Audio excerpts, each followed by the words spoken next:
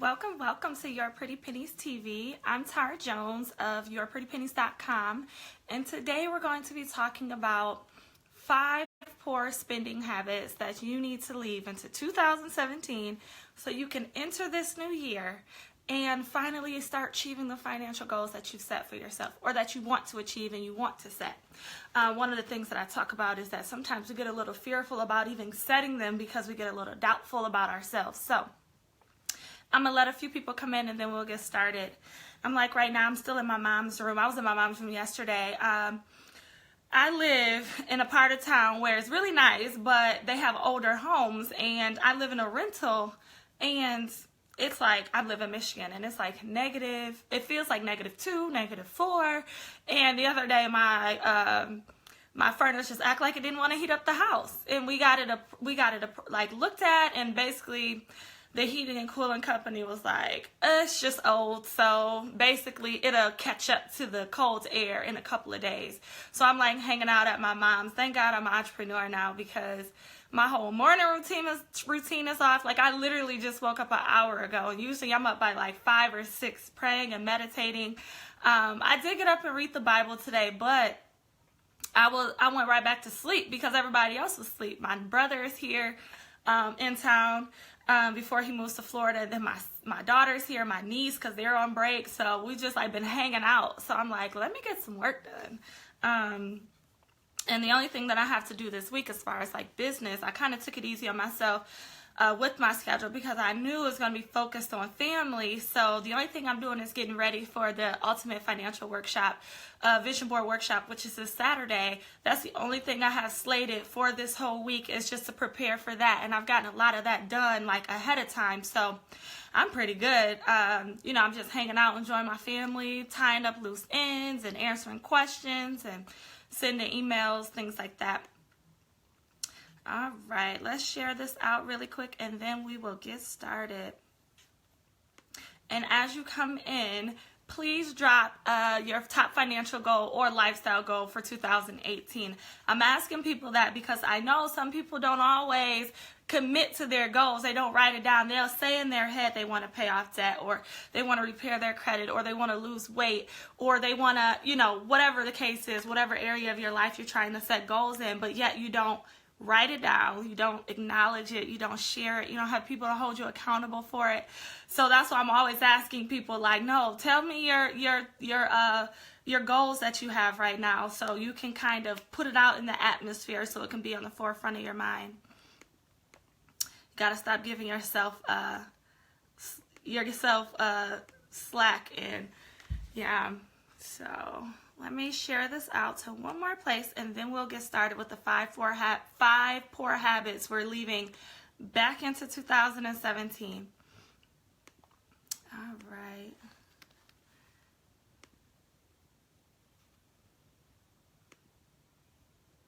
All right, here we go. Let me get my notes. So I asked this question about an hour ago on my Facebook pages at Your Pretty Pennies. Like, if you go to Facebook, Your Pretty Pennies, and you'll find it. And I got a few responses. Someone said that they're going to stop emotional spending, which is actually on my list. There's a bunch of different things that we can leave behind, thoughts, actions, habits that we can leave behind that will help us achieve our financial goals and our lifestyle goals. But I wanted to kind of hear what other people were saying. Another person wrote that she's going to stop waiting on her friends to start going to things that's going to help move her forward towards her goals. That was key because I have that same issue. I grew up the youngest of 6, so I always had a friend or a sister or a brother or somebody to do things with, whether it was go to the mall, go to the movies, whatever. So when I see like conferences and events and workshops that literally focus on the goal that I'm trying to set, I get nervous and I'm like, I don't want to go by myself. I don't know if I'm going to know anybody there. So I need to make sure I grab my sister or my friend or somebody to come with me. And then oftentimes they're unavailable or they're not interested in it because it's not their goal, it's mine. And instead of just going by myself and potentially meeting new people who are like-minded, I don't go. So that was a good one that this young lady said she was dropping. So that was a good one that wasn't on my list. Another woman said she's going to stop relying on one income. That was key too, Like, if you haven't realized, it is very tough to just live off of one income in 2018 or 17, 18. Like, you can do it, but you oftentimes will barely get by. Now, oftentimes we want more than what we have been receiving. And so we kind of have to generate some income quickly. And so that's what side hustles are good for. I was just telling her that the reason why she says she's side hustling is because she's in her debt repayment phase, and I was in the same way. I was doing the same thing in the debt repayment phase as well. When I told her, I was like, I paid off $60,000. I had a 9-to-5. I was doing budgeting, review, and analysis. This was before I launched like my brand. And then also I was doing couponing classes because I knew how to coupon really good. So I was teaching people at the local library. So that's what I was doing. I was literally generating income any chance I get in order to throw money at my financial goals. So that's a good one too. So the top 3 that are not on here, the 3 that I just went over that are not on my list, are to stop emotional spending. Number 2, to not rely on your own or just on one income, to definitely get some side hustles going so you can generate more income so you can achieve your financial goals quicker. And number 3, stop waiting on other people. 9 times out of 10, the people around you may not have the same goals, financial goals, lifestyle goals, fitness goals, health goals, emotional health goals, right? So you can't wait on somebody else to go to yoga. You can't wait on nobody else to hit the gym with you. You can't wait on anybody else to go to a financial workshop like the Ultimate Financial Vision Board workshop this weekend that I'm hosting. You can't wait on people to do any of this because they might be focused on something else, or they're not as committed to achieving their financial goals as you are, right? So you might have to go by yourself and then just mingle and find a new tribe or find new people that are doing what you're doing, and y'all both can hold each other accountable because y'all were at the same place, y'all heard the same information, y'all on the same thing. And that's what you get this weekend at the Financial Vision Board Party, because there are going to be women there, men and women there. You get paired up. It's going to be mostly women. I'm not about to lie to y'all. Most of the people who registered are women. And that's typical. When a woman is leading something, women come. When men lead something, men and women come. Like, that's just what it is. So, perfectly okay with that. So you do get accountability partners matched with you if you don't have one coming in.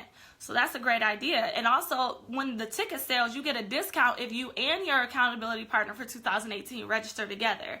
So you could definitely go to bit.ly/financial workshop 2018. I'll post a link in the comments later.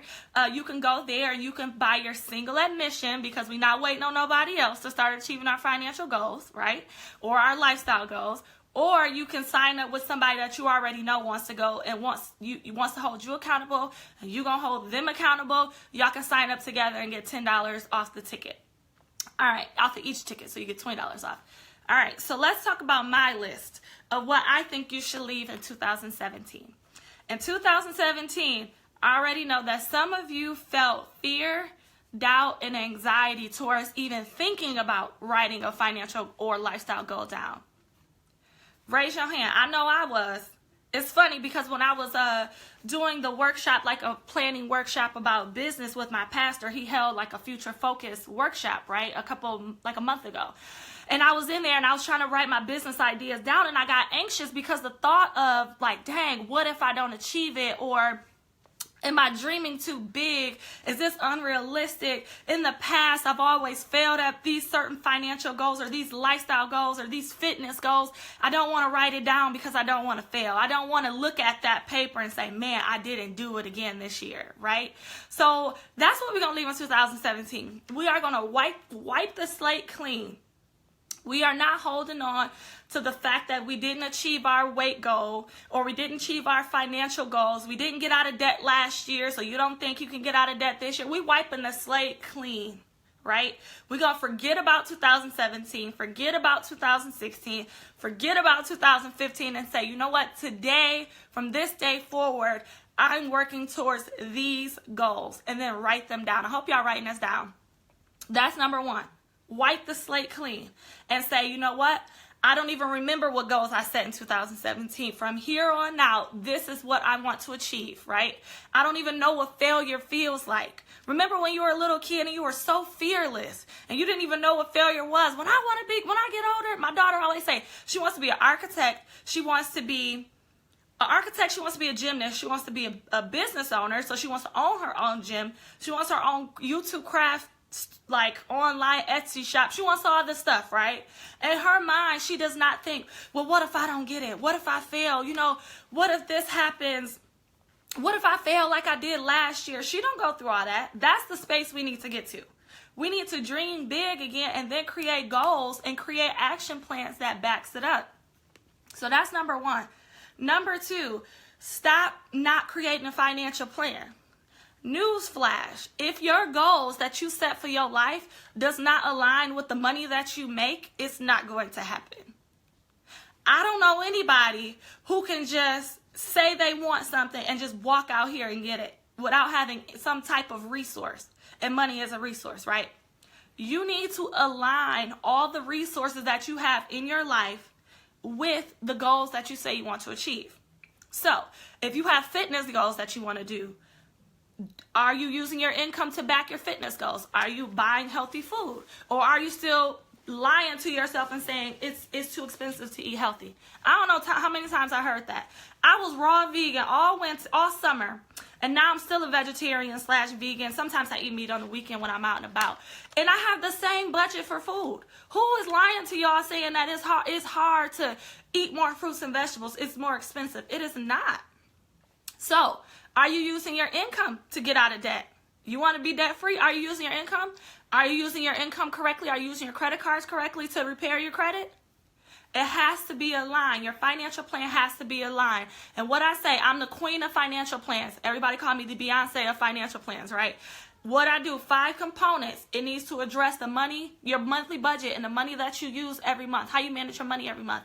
Number 2, it needs to include your savings goals, your debt repayment plan, your credit repair plan, and your insurance, right? So that's 5 things that makes up a financial plan. And we all go through this. We'll go through all this at the workshop this Saturday.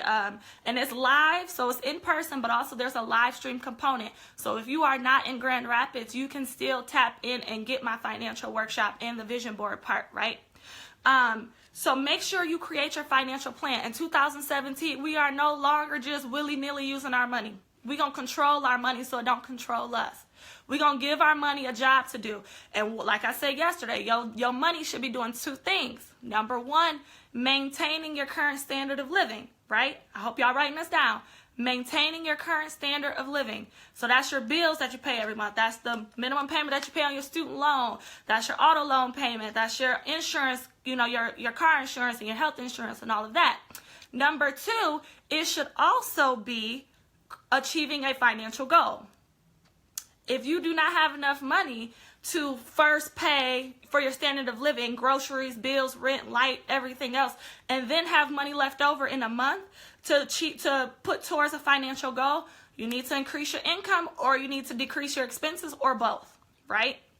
So if your income minus your expenses is 0 or it's a negative number, you need to increase your income or decrease your expenses because you're running too thin, right? All right, so number 1, we're wiping the slate clean. No more fear, anxiety, or stress or doubt. Number 2, no more not creating a financial plan. And I just gave you the steps on how to create a financial plan.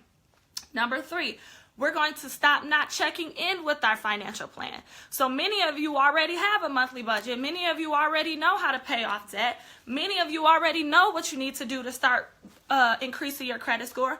But you're not doing it, right? You created a plan. Some of you have booked coaching sessions with me. I know some of you are on here are my clients, but yet you will go months without looking at the plan that we created when we did our one-on-one virtual intensive, our coaching session, right? That's another thing we leave in 2017, not checking in with what you wrote on paper. At the beginning of each month, you sit there and map out how you're going to use your money. Your money is going to be used for 2 things, again, to maintain your current standard of living and achieve a financial goal.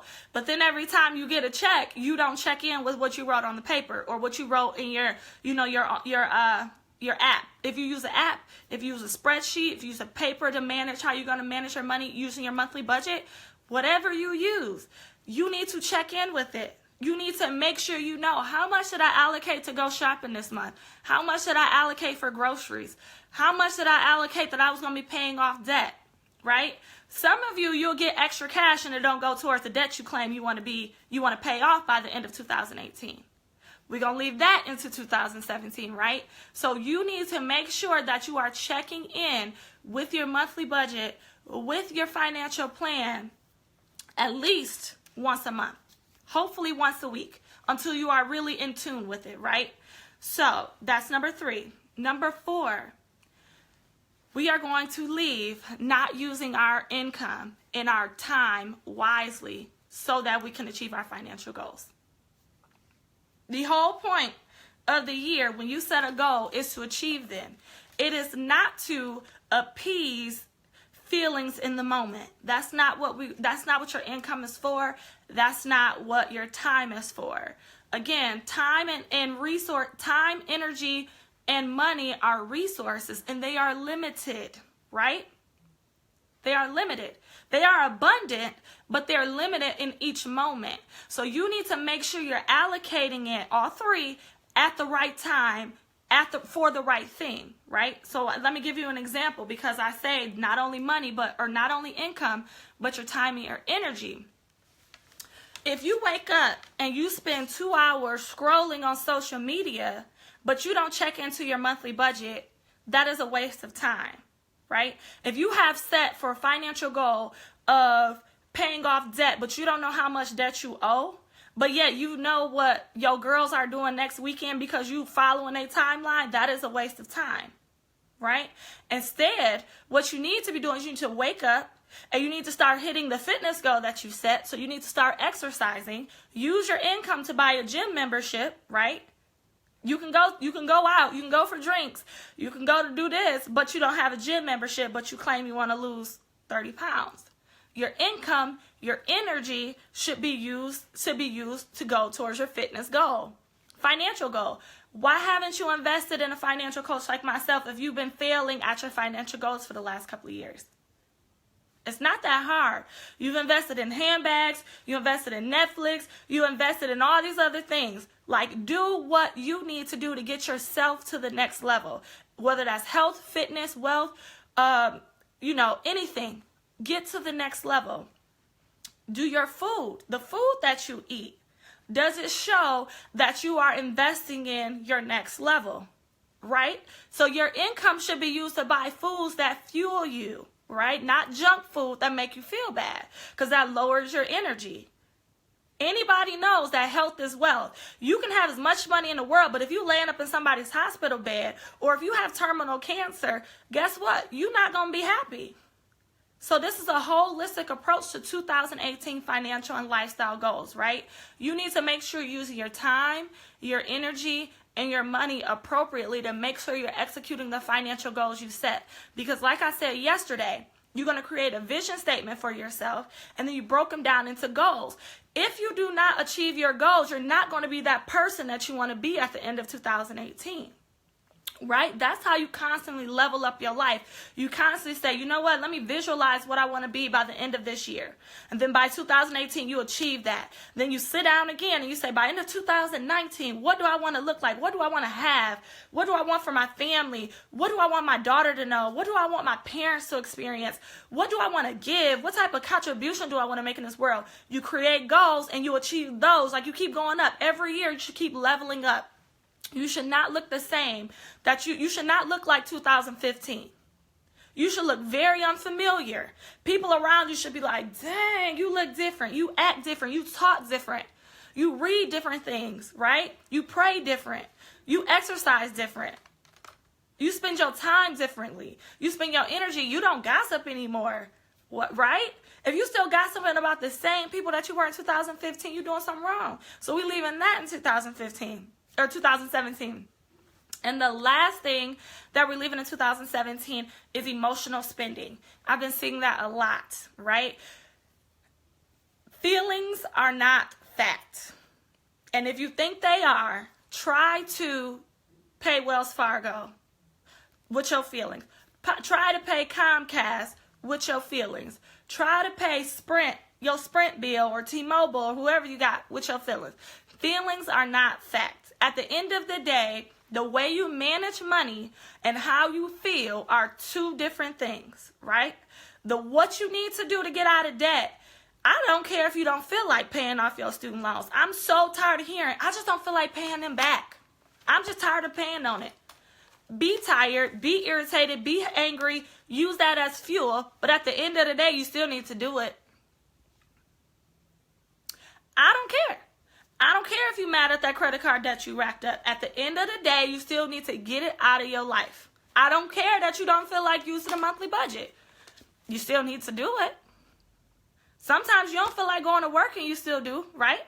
So you still got to do it. So, number 5, emotional spending. I don't care if you feel like you need the latest and greatest handbag. You don't. Feelings are not fact. Let your feelings just go. No emotional handling of money in 2018. None. Your feelings should be over here in this bucket. Your money management should be over here in this bucket. They do not align, right? Factual things that you want, your financial goals and the way you manage money is tactical. It makes sense. It's like, you know what I'm saying? Like a streamlined. It don't have anything to do with feelings, right? So I want you to separate those, because oftentimes when I get on coaching calls, and I already know when I'm in my workshop this weekend, I'm going to hear people saying, well, I do owe this to this person, or I do owe $17,000 on my car loan, but I don't feel like paying it off right now. I feel like doing something else.